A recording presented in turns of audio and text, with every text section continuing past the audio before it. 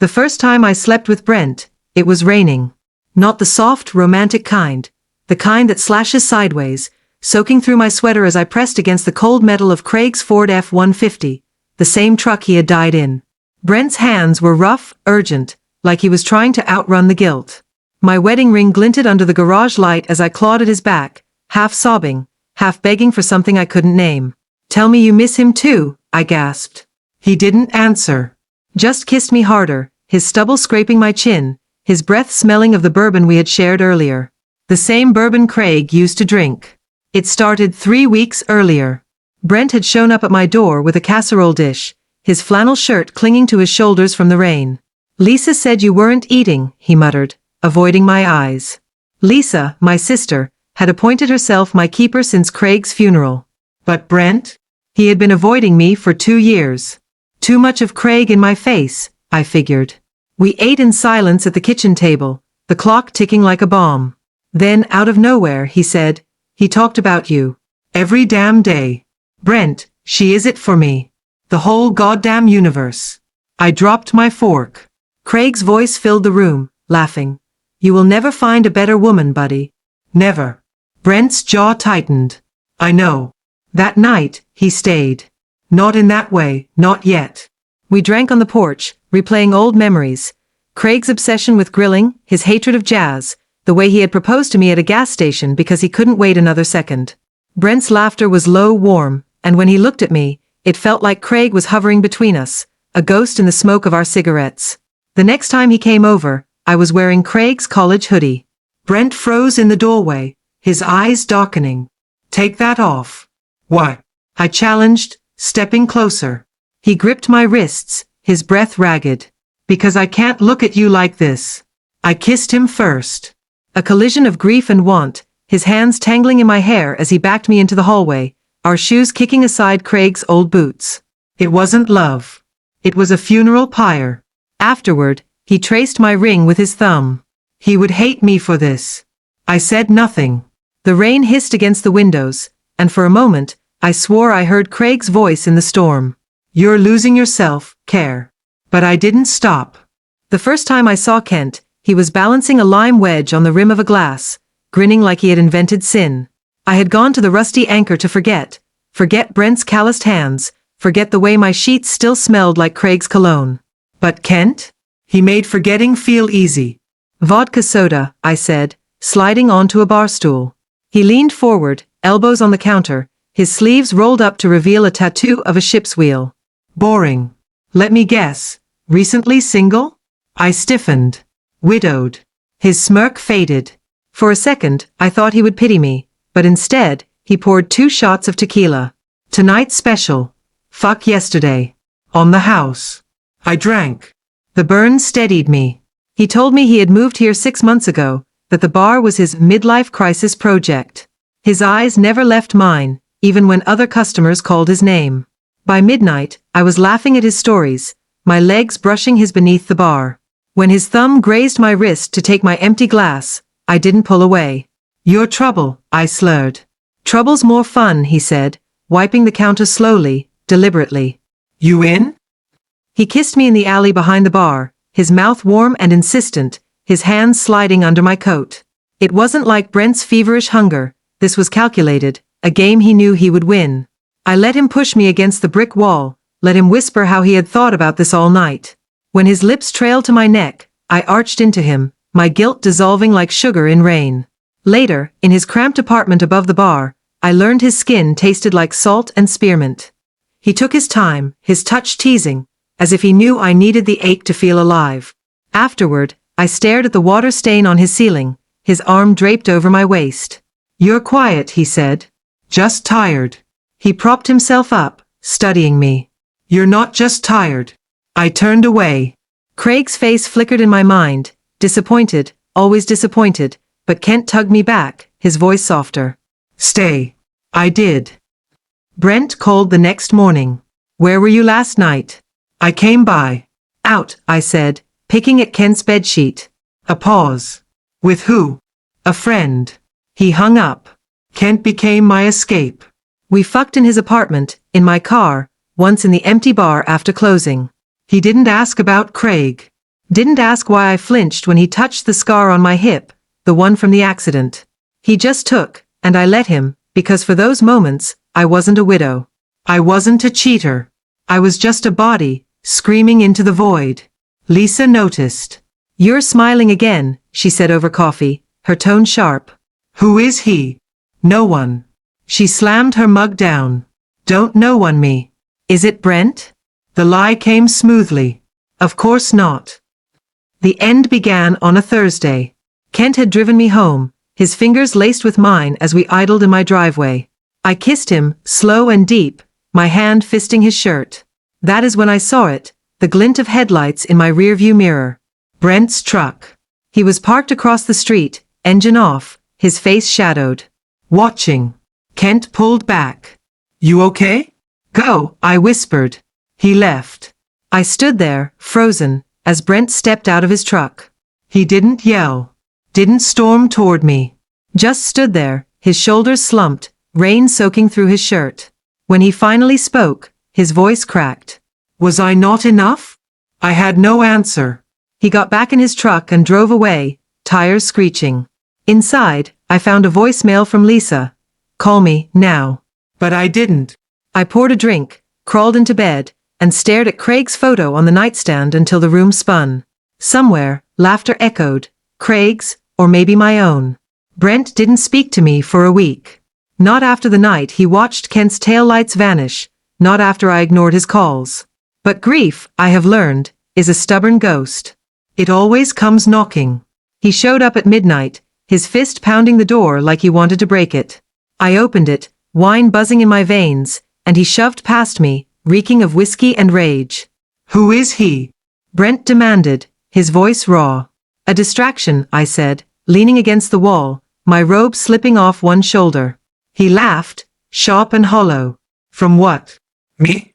Or him?" Craig's name hung between us, unspoken. Brent's eyes dropped to the scar on my hip, visible through the silk.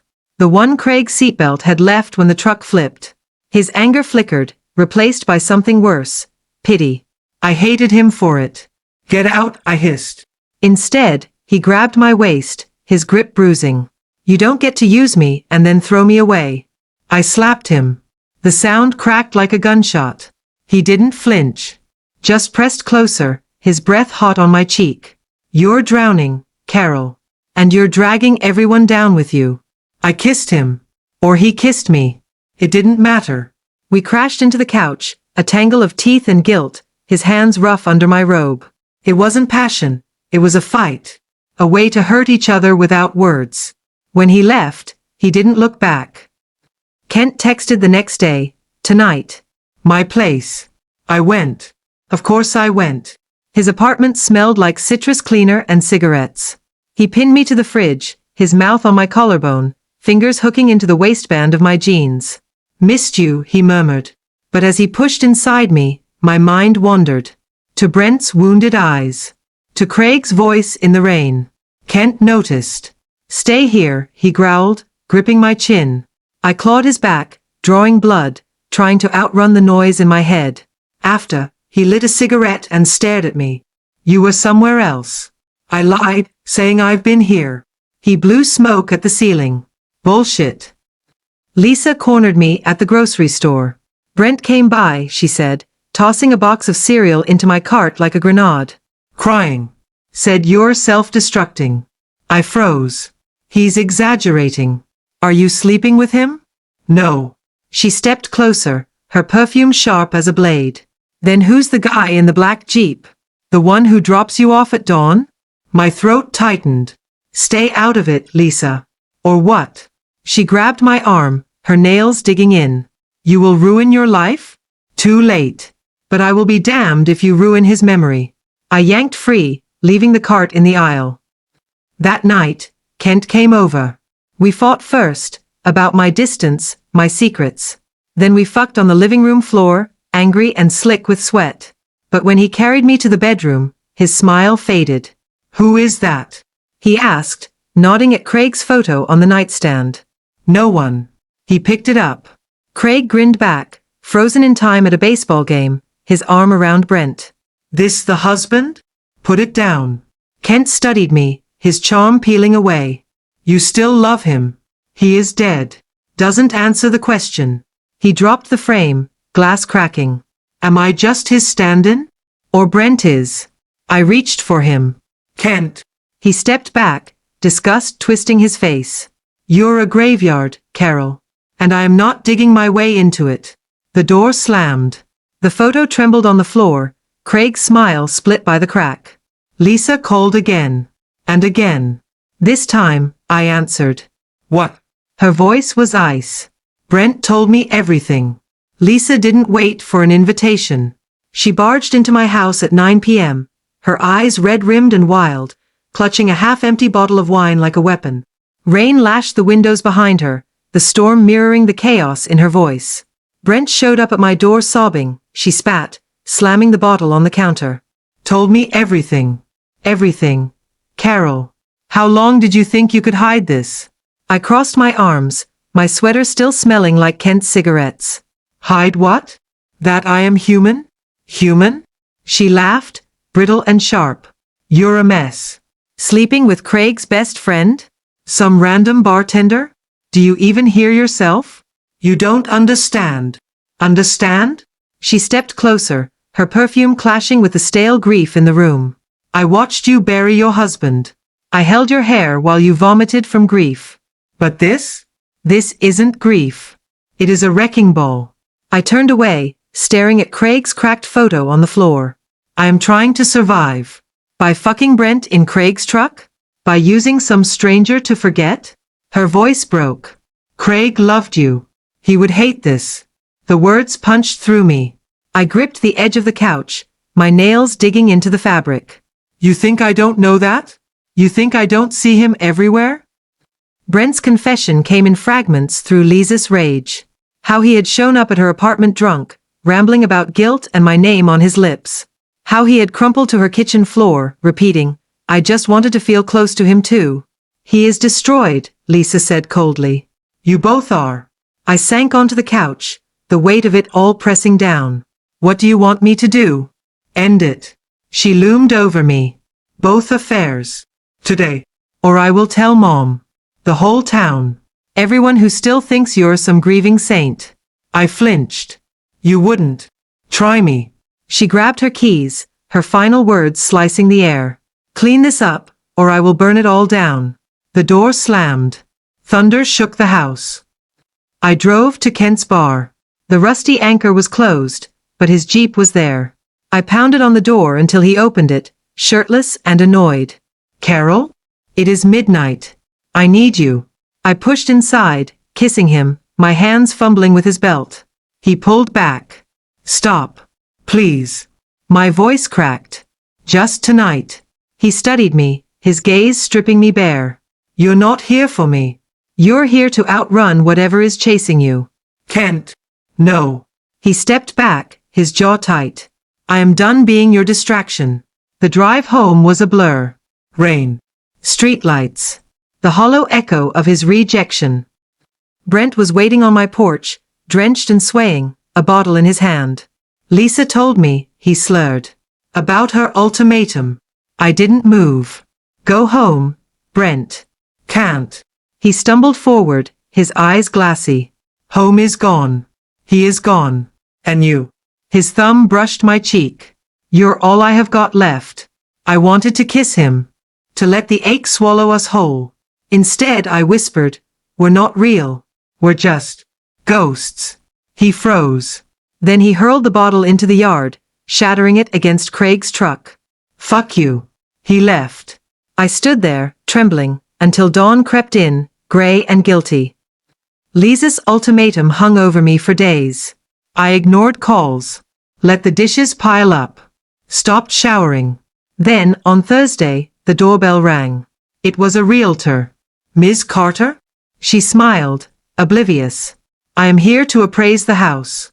Your sister listed it. I sold the house in July.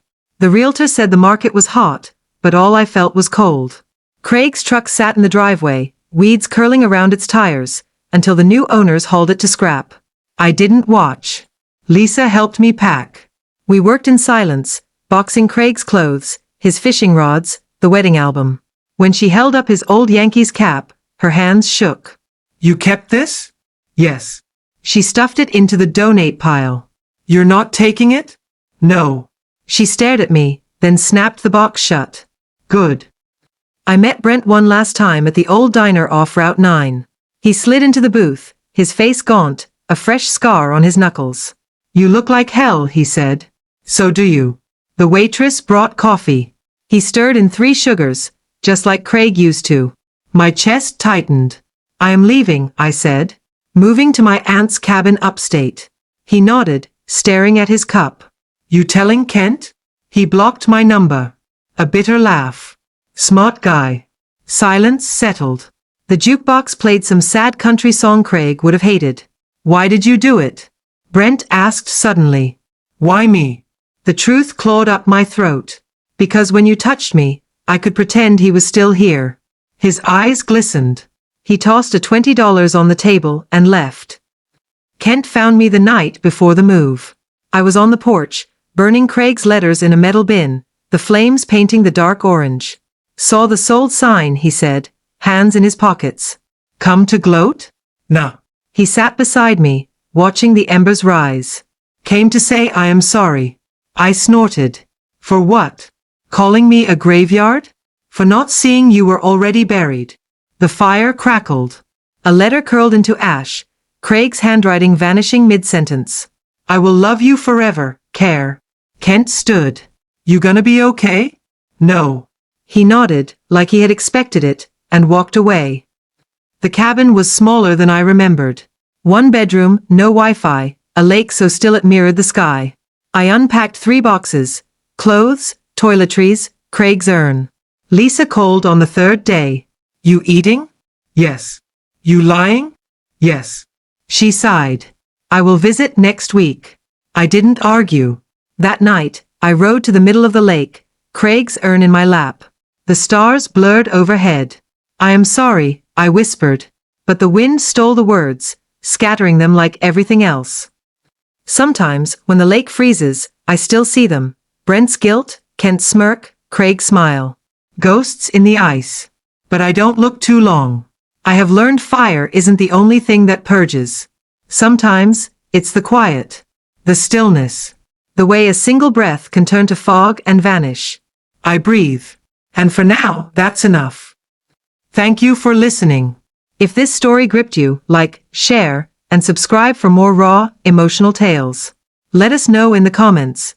Would you have forgiven Carol?